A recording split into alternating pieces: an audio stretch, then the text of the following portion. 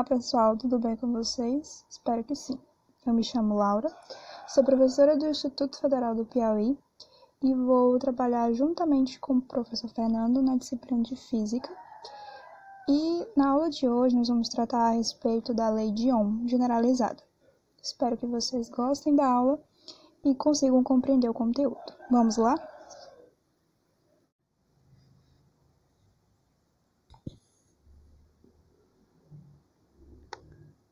Bem, pessoal, antes de nós entrarmos definitivamente no assunto que trata a respeito da Lei de Ohm generalizada, a gente vai ver uma breve introdução a respeito de leis de Kirchhoff,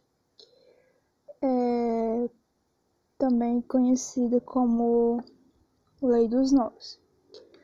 Bem, o que diz a lei de Kirchhoff? As leis de Kirchhoff, elas possuem um comportamento de circuitos elétricos, em que esses circuitos elétricos eles são governados por duas leis básicas, que são as famosas leis chamadas de leis de Kirchhoff, que elas são divididas em primeira lei de Kirchhoff, que é a lei dos nós, que é essa que nós vamos ver agora, e nós temos também a segunda lei de Kirchhoff, que é a lei das malhas, que nós vamos ver daqui a pouco. Elas são tidas como leis de conservação de carga e de energia que podem vir a existir dentro de um circuito.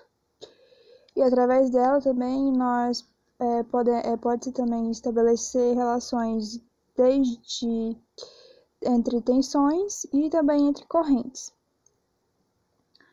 E também pode vir existir essas relações entre os diversos elementos que podem vir a compor um circuito. E elas vão servir como base para o equacionamento matemático dos circuitos elétricos. Nas leis de Kirchhoff, nós temos os nós, que são pontos onde 3 ou mais condutores vão estar ligados entre si. Por exemplo, nós podemos ter um nó A e um nó B. É como se fosse um nó dado em uma corda. Por exemplo, vamos imaginar que nós temos uma corda e nessa corda a gente faz um nó. Então, é mais ou menos essa a ilustração de nós. Então, são uma espécie de pontos em que a gente pode ter desde 3 ou mais condutores que eles vão estar ligados entre si. Já os ramos, eles são as trajetórias, as correntes, que podem vir entre 2 nós. Por exemplo, nós temos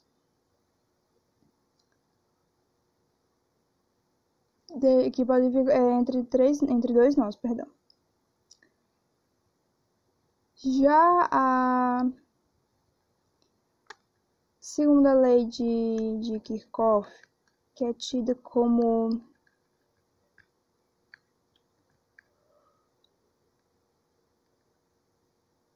lei dos nós, que a gente vai ver daqui a pouquinho, a gente vai ver mais detalhadamente essa questão dos nós.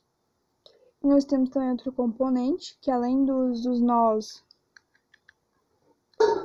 e dos ramos, nós temos as malhas. Que as malhas são o que exatamente? As malhas, elas vão funcionar como uma espécie de um trajeto fechado, em que ele vai ser constituído por um ou mais ramos, e através desses ramos vai ser permitida acontecer a saída de um determinado ponto do circuito até chegar novamente nesse mesmo ponto. Então, vai ser uma espécie de ciclo. Então, através dessas malhas, ela vai poder sair em um determinado ponto do circuito fazer todo o percurso até chegar novamente naquele mesmo ponto. Bem, e o que diz propriamente a primeira lei de Kirchhoff, ou conhecida também como lei dos nós? Ela diz que a soma das correntes que vão convergir em um nó, ela vai ser igual à soma das correntes que dele divergem. Então, a gente vai ter que esses, como se fosse um Z, mais ou menos, assim, um Z ao contrário, quer dizer o somatório, tá? Então, a primeira lei de Kirchhoff vai ser o somatório dessas correntes que podem vir a convergir em um nó, que a gente vai chamar de somatório de I que chegam, vai ser igual ao somatório de I que saem, que esse somatório de I que saem vai ser o somatório das correntes que podem vir divergir de um circuito, ok? Agora nós vamos para a lei das malhas. Bem, e o que diz a lei das malhas?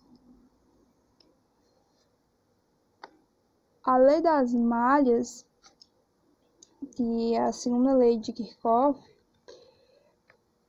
nós vamos ter o quê?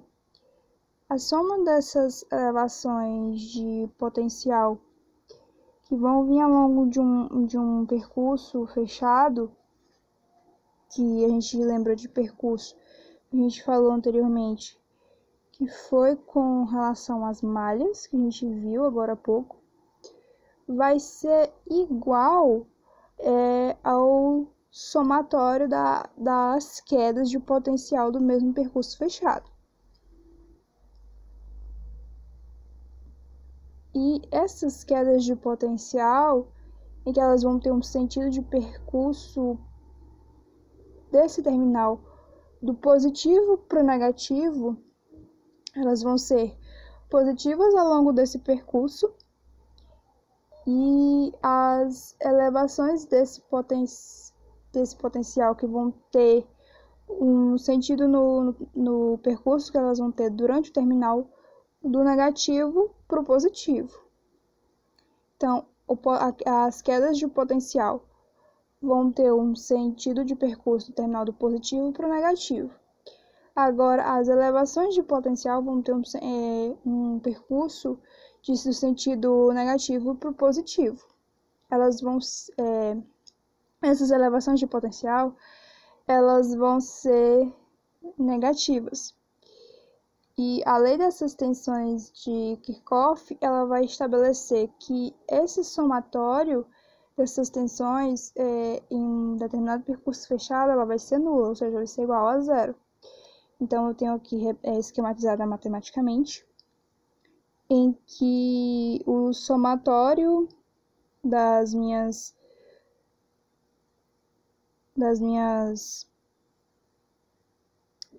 elevação, tanto da elevação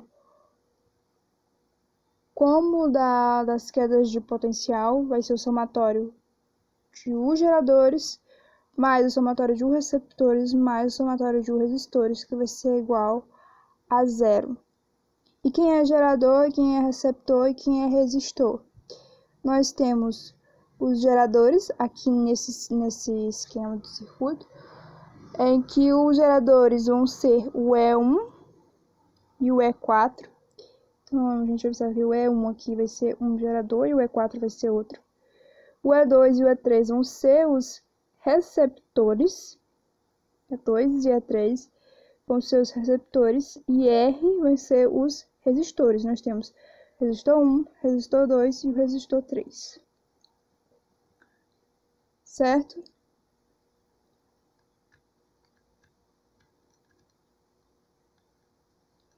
E como é que vai acontecer o procedimento nessa lei de Kirchhoff? Que é a lei das malhas. Para que a gente possa determinar que uma corrente numa malha, a gente vai acontecer o seguinte procedimento. Primeiro vai arbitrar no sentido positivo da corrente, em que ele vai ser marcado por essa seta. Depois, o sentido de circulação depois vai ser arbitrado o sentido de circulação ao longo de cada malha. E depois, os sentidos que essas setas vão apontar, elas vão apontar desde do sentido positivo, do sentido negativo, perdão, para o positivo. E a gente tem que ter muita atenção com relação a essas quedas de tensão, que se elas tiverem o mesmo sentido que o da circulação da malha, os valores que elas vão apresentar na equação vão ser valores positivos. Já se elas não tiverem os mesmos sentidos, o valor que vai vir aí vai ser o valor negativo.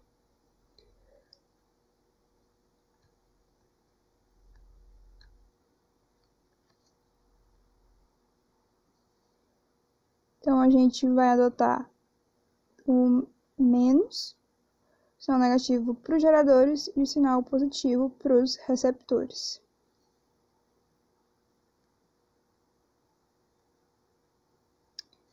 Bem, então a gente agora vai partir, depois que a gente viu as leis de Kirchhoff, que são duas, a gente vai partir para a lei de Ohm generalizada. Vamos entender melhor do que é que se trata.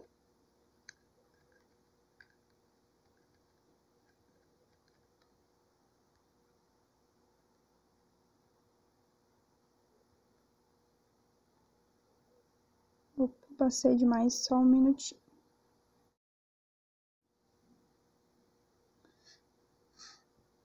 Bem, pessoal, a lei de Ohm generalizada do que se trata exatamente essa lei de Ohm generalizada? Bom, através dela, nós podemos aplicar circuitos e que vão existir simultaneamente as forças eletromotrizes. Que a força eletromotriz, ela vai ser chamada de E, um E maiúsculo.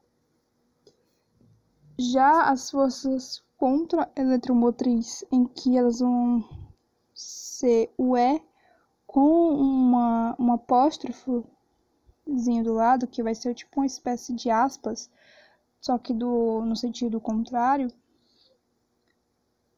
E ainda também com relação aos receptores térmicos em série, elas vão constituir um circuito com uma só corrente. Então, quando a gente aplica essa lei de Ohm com relação a um circuito simples, a gente vai ter o quê? Quando ela for aplicada em um gerador, a gente vai ter o quê? U igual a E menos R vezes I, que o U vai ser com relação à lei de Ohm, que vai ser igual ao E. Esse F vai ser referente à força eletromotriz, menos o R, que vai ser dos receptores, vezes o I, que o I vai ser a intensidade.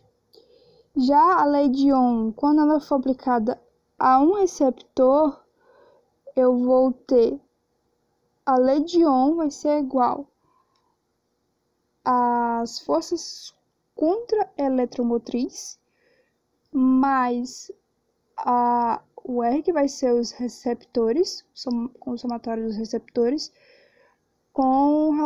e o produto da intensidade.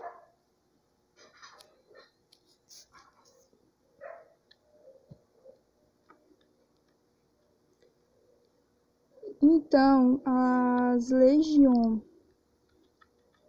generalizadas, a fórmula que a gente vai utilizar para descrever ela vai ser a lei de Ohm, né? Vai ser igual ao somatório, desde o somatório das forças dos geradores, dos receptores e dos resistores.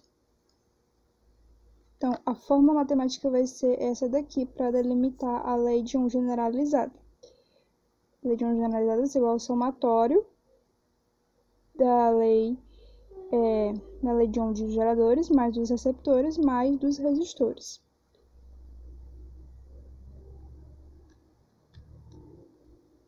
Bem, pessoal, esse assunto ele é um pouquinho complicado, então vocês têm que estudar bastante. Então, desde o material que o professor Fernando vai passar para vocês, até os materiais que eu estou produzindo para vocês também, é importante vocês se atentarem a todos, certo? Estudem bastante, façam as questões. Qualquer coisa vocês acharem que ainda tá poucas questões que foram passadas, podem procurar mais, desde seja na internet ou em livros. Se vocês não tiverem mais alguma dúvida com relação à lei de Ohm generalizada ou alguma questão que vocês possam vir resolver que tratem desse assunto, vocês podem estar procurando a mim ou o professor Fernando para estar tirando alguma dúvida que possa vir a surgir, certo? Espero que esse assunto tenha ficado compreendido para vocês. Muitíssimo obrigada pela atenção de todos, por terem assistido essa aula até aqui e até a próxima. Bons estudos!